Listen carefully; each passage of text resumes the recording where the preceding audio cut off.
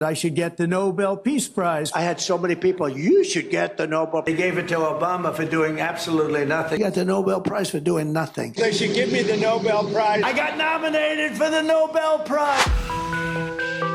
শান্তিতে নোবেল অর্জনের শেষ সম্ভাবনাটুকুও হারিয়ে ফেললেন মার্কিন প্রেসিডেন্ট ডোনাল্ড ট্রাম্প। ইসরায়েল ফিলিস্তিন ভারত পাকিস্তান যুদ্ধ থামিয়ে দিয়ে বিশ্ববাসীর বেশ প্রশংসায় ভাসছিলেন মার্কিন মুলুকের এই প্রেসিডেন্ট।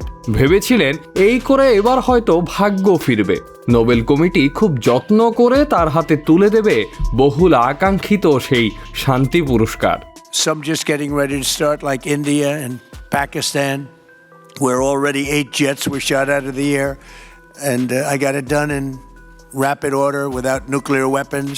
ট্রাম্পের কঠোর শুল্ক নীতি থেকে রেহাই পেতে অনেক দেশই তার নাম নোবেল কমিটির কাছে সুপারিশ করেছিল। সে কারণে ট্রাম্পও একটু বেশি যেন আশা ভরসা রেখেছিলেন, কিন্তু না, বিধিবাম এই চেষ্টাটাও তার বিফলেই গেল। তার প্রাপ্য শান্তি পুরস্কার পেয়ে গেলেন ভেনেজুয়েলার মাচাদো।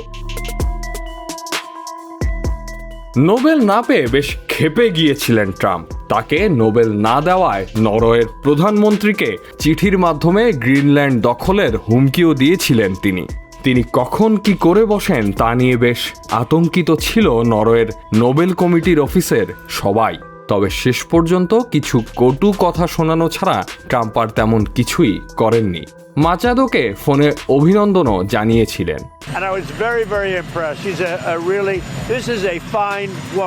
আন্তর্জাতিক গবেষক ও বিশ্লেষকরা ট্রাম্পের উদ্দেশ্যে সান্ত্বনাবাণী শুনিয়ে বলেছিলেন, শান্তির যে বার্তা ট্রাম্প বহন শুরু করেছেন তা অব্যাহত থাকলে সামনের বার ট্রাম্পের নোবেল শান্তি পুরস্কার প্রাপ্তি একেবারেই নিশ্চিত।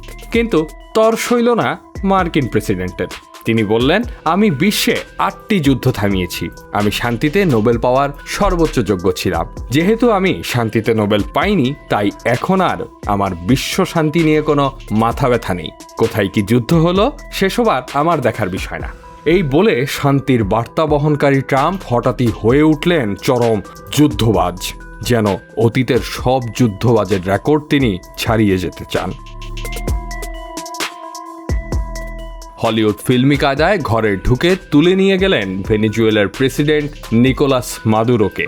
একে ওকে দেওয়া শুরু করলেন যাচ্ছে তাই হুমকি। এরপরই ইসরায়েলের যোগসাজশে নজিরবিহীন হামলা চালিয়ে বসলেন ইরানে। ট্রাম্প যেন মনে মনে বলছেন, শান্তিতে নোবেল পাইনি তো কি হয়েছে, পৃথিবীতে এমন অশান্তি সৃষ্টি করব যে নোবেল কমিটি আমাকে অশান্তিতে প্রতিবার নোবেল পুরস্কার দিতে বাধ্য হবে। ইরানে ইসরায়েল যুক্তরাষ্ট্রের যৌথ হামলায় বর্তমানে বিশ্বজুড়ে এক ভয়াবহ সংকট তৈরি হয়েছে। পরিস্থিতি কোন দিকে গড়াচ্ছে সেই বিষয়ে কোনো কিছুই বিশ্লেষণ করতে পারছেন না গবেষকরা। বিশ্ব কি তবে তৃতীয় বিশ্বযুদ্ধতে জড়িয়ে পড়তে যাচ্ছে, সে আশঙ্কাও উড়িয়ে দেওয়া যাচ্ছে না। তবে হাস্যরস করে বলাই যায়, এবার যদি বিশ্ব টিকে যায় আর নোবেল কমিটির অফিস যদি অক্ষত থাকে, তবে ট্রাম্প সামনের বার অশান্তিতে নোবেল পুরস্কার পেতে পারে, আর তাকে নোবেল দিতে সবার আগে সুপারিশ জানাবে ইসরায়েল। আহমদ সিফাত, ভিউজ বাংলাদেশ।